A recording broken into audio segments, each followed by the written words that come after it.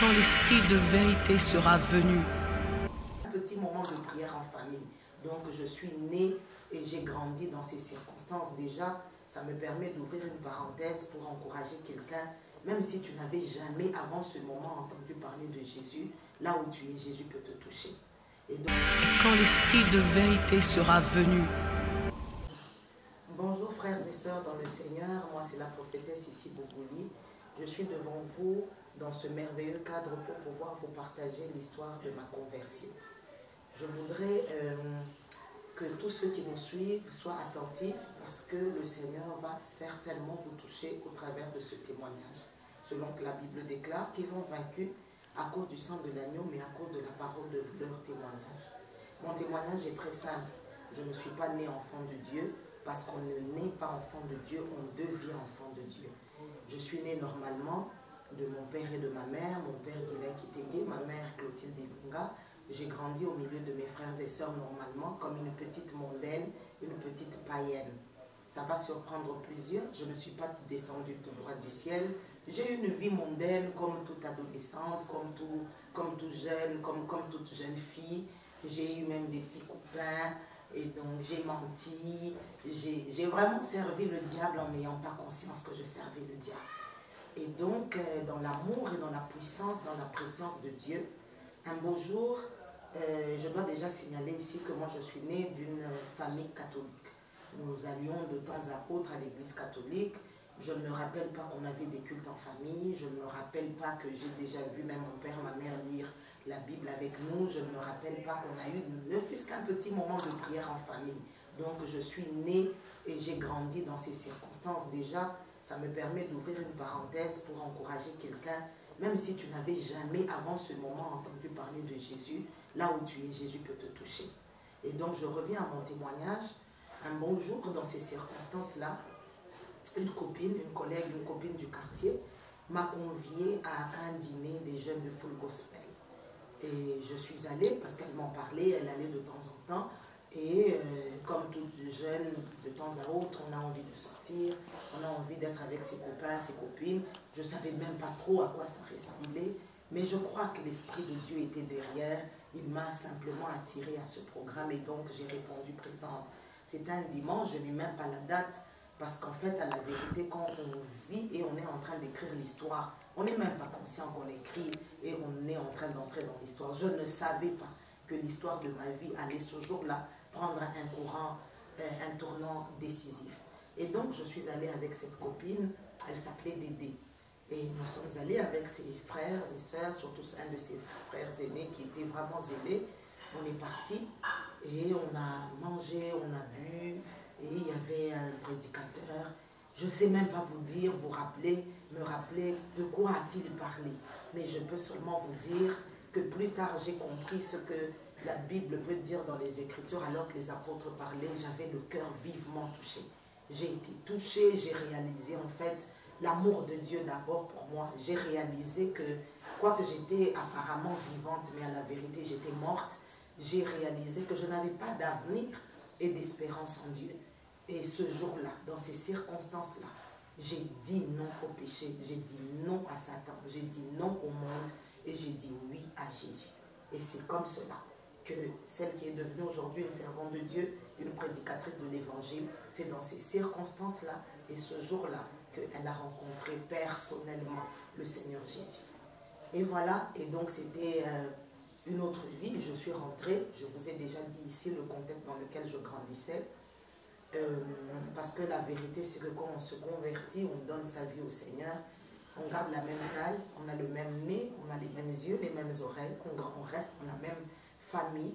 Et moi je n'ai pas fait exception, je suis restée exactement dans ces circonstances-là.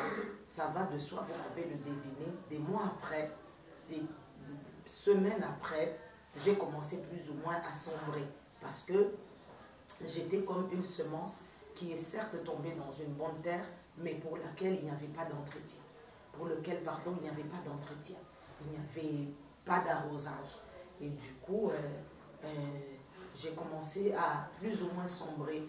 J'étais à la limite, je croyais profondément en en l'œuvre que le Seigneur avait opérée au travers dans mon cœur. Mais entre-temps, j'étais tiraillée par toutes ces pressions de la vie et toutes ces pressions de la jeunesse. Je n'avais pas comme aujourd'hui, je vois les jeunes qui ont la grâce d'avoir leurs pasteurs, leurs encadreurs. Je n'avais pas ça. Et donc, je manquais même des personnes, une personne à qui poser mes questions, une personne qui pouvait prier pour moi. Je n'avais pas de Bible, je ne savais pas comment lire la Bible. Déjà là, ça me permet de dire une autre chose à tous ceux qui certainement, je sais que Dieu va toucher, qui vont se donner au Seigneur. Vous avez besoin, parce que ça c'est le plus grand pas, mais après, nous naissons dans le Seigneur, c'est comme un bébé à la maternité. Si on se contente seulement de la joie de l'accueillir et qu'après il n'y a aucun soin, on ne le lave pas, on ne le change pas, on ne le nourrit pas, même sans être prophète, vous et moi, nous savons que ce bébé finira par mourir. Et donc, Dieu soit loué, quelques années plus tard, j'ai eu la grâce de renouveler mon engagement avec le Seigneur. Et là, ça date depuis 98, 99. Donc, je suis au-delà maintenant de 20 ans de foi. Et le Seigneur s'est montré vraiment fidèle. Et dans l'entretemps, c'est vrai que chemin faisant, l'appel est venu au service de Dieu. Et voilà, nous sommes en plein pied. C'est à peu près ça, l'histoire de ma conversion. Et donc, je voudrais saisir l'opportunité qui m'est accordée aujourd'hui de pouvoir dire à un jeune, surtout aux jeunes, parce que c'est une grâce particulière de se donner au Seigneur alors qu'on est jeune. Le monde te mentira, il te dira, tu as encore le temps. Le diable viendra te dire que tu peux encore t'amuser. Il n'y a pas de problème. Mais sache seulement que après que tu te sois amusé, après que tu aies pensé faire telle ou telle autre chose, et Dieu seul sait si tu auras le temps de tout faire ce que tu as planifié, un beau jour, le son de la trompette retentira. Ça sera la fin. Parce que tout ce monde que nous verrons, que nous voyons, passera. Et tu seras seul face à ta conscience, face à l'éternité, face au Dieu qui t'a créé. Parce que tu ne t'es pas fait, tu ne t'es pas créé. Il y a un Dieu qui t'a créé, certainement avec une mission, et dans le but de te réconcilier avec lui pour que tu vives en fait l'éternité avec lui. Ce jour-là viendra. Je voudrais te donner cette opportunité, là où tu es, au travers des médias, je sais que tu me suis, de pouvoir reconsidérer tes voies. Vous savez, le péché, nous devons avoir l'audace de le dire. Il a sa jouissance, mais une jouissance temporaire, une jouissance dangereuse, qui ne dit pas son nom, mais qui, pas à pas, alors avec des pas sûrs, te conduit vers la perdition. Alors je voudrais te prier de sortir de ce sommeil dans lequel tu as été longtemps, sans pour autant te juger, sans pour autant te condamner. Parce que moi-même, je n'ai pas été correcte dans ma vie avant Jésus. Je n'ai pas honte de le dire parce que Jésus a fait de moi enfant de Dieu au travers du sacrifice de sa vie. Je voudrais te prier que tu ne te contentes pas d'aller à l'église parce que la religion séduit les gens. La religion laisse les gens aller à l'église, laisse même les gens entrer dans des départements, faire des choses au nom du Seigneur, alors qu'ils n'ont pas de vraie vie, ils n'ont pas de vraie relation, ils n'ont pas une relation sérieuse, profonde, consciente avec le Seigneur. Je voudrais te supplier, tu peux être quelqu'un qui va à l'église, tu peux être quelqu'un qui se disait peut-être un athée. Je voudrais te supplier par les compassions de Christ à reconsidérer tes voies. Très bientôt, alors très bientôt, ça sera la fin.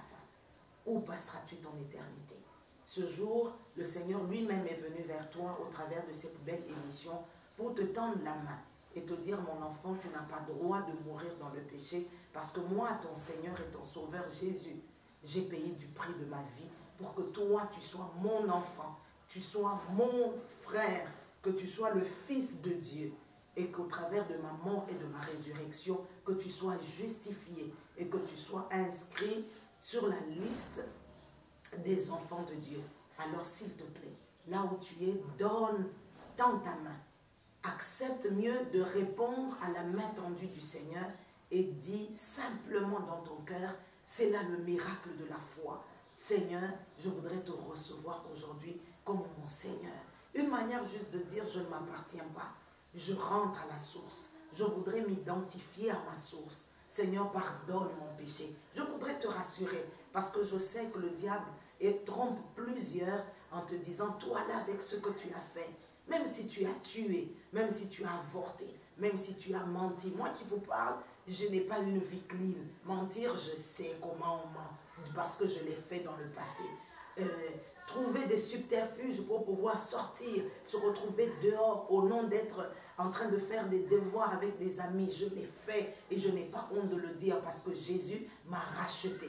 Je vous ai dit tout à l'heure, avoir des copains, j'ai eu des copains. Je sais ce que c'est. Mais je prie aujourd'hui pour avoir vécu les deux vies. Vous proposer celle dans laquelle je suis parce qu'elle est la meilleure. Je vis sans culpabilité. Je vis en ayant l'assurance de mon salut. Tel que même en pleine émission, là, si Jésus reprenait mon souffle, je suis sûre d'une chose, je vais passer mon éternité avec le Dieu que j'adore, avec le Jésus de la Bible que je prêche, parce qu'il ne condamne personne. Remarquez l'histoire de la femme adultère qui a été pourtant prise en flagrant délit d'adultère. Devant Jésus, Jésus lui a dit une chose, où sont ceux qui te condamnaient? Va, moi non plus je ne te condamne. Je vous présente donc celui qui ne te condamne pas. Ne te dis pas j'ai tué, ne te dis pas j'ai avorté autant de fois, ne te dis pas j'ai tué ou bien j'ai connu l'inceste. Jésus t'a pardonné. C'est même pas d'aujourd'hui, ça a déjà été fait. Il n'attendait que la décision de ton cœur pour pouvoir le sceller et l'actualiser dans ton cœur. Et donc si cela est l'objet, rencontre l'objet de votre cœur, si cela est le désir de votre cœur, je voudrais simplement vous convier à prier avec moi. Je vais peut-être vous prêter des paroles, mais je voudrais de tout votre cœur, si vous les épousez, si vous faites de ces paroles vos paroles, je sais que le Seigneur Jésus qui est fidèle, qui a la vérité, nous entend même avant qu'on ne parle, va vous entendre, il va vous écouter et il va vous exaucer. Et donc, si vous le voulez bien, vous pouvez juste mettre sincèrement votre main sur votre cœur et je vais prier avec vous. Dites simplement avec moi, Seigneur Jésus, j'ai entendu ta voix, j'ai entendu ta parole ce jour. Je viens à toi tel que je suis. Je reconnais dans mon cœur que je suis pécheur. J'ai transgressé ta loi volontairement et involontairement, consciemment et inconsciemment. Je te prie, Seigneur, tel que je suis, devant toi, pardonne-moi. Pardonne mon péché. Sanctifie ma vie par ton sang et inscris mon nom dans le livre de vie. Je voudrais t'appartenir désormais et cela pour toujours. Je dis non à Satan. Je dis non au monde. Je veux être pour toi et pour toi seul. Deviens mon Seigneur et deviens mon Sauveur. J'ai assez longtemps conduit ma vie loin et seul, sans toi. Aujourd'hui, je me répands et je veux que tu sois mon Seigneur et mon Sauveur. Je voudrais te rassurer, mon frère, ma soeur, que tel que tu l'as dit, tel que tu l'as fait, le Seigneur t'a certainement entendu et il t'a exaucé. Si tu me permets, je voudrais prier pour toi et recommander ta nouvelle vie et ta nouvelle marche entre les mains du Seigneur. Père, dans le nom de Jésus, je te rends grâce parce que je sais qu'aujourd'hui encore tu sauves des vies. Tu l'as fait il y a plus de 20 ans en arrière avec moi. Aujourd'hui, c'est le tour de mon frère et de ma sœur. Je te rends grâce pour sa vie. Je te rends grâce pour la décision de son cœur. Ma prière est le vœu de mon cœur. Et que tu l'arroses, ô Dieu. Que tu tiennes, ô Éternel, mon frère, ma sœur, par les mains. Et que, en Seigneur, ô Dieu, tu le conduises. Seigneur Saint-Esprit, je ne voudrais pas, ô Dieu, qu'il retombe, qu'il chute, mais je voudrais qu'il soit entouré, conduit par toi, dans une église vivante, dans laquelle la parole est prêchée en vérité, en esprit, afin que chaque jour qu'il croisse, qu'elle croisse, et qu'elle atteigne ta stature, et qu'elle soit, ô Dieu, ton enfant, et pourquoi pas ton serviteur et ta servante. J'ai ainsi prié, en recommandant tous les bien-aimés entre les mains du Seigneur, avec action de grâce, en l'honneur de celui qui sauve, par le témoignage et par la puissance du sang de Jésus. Nous avons prié au nom de Jésus-Christ.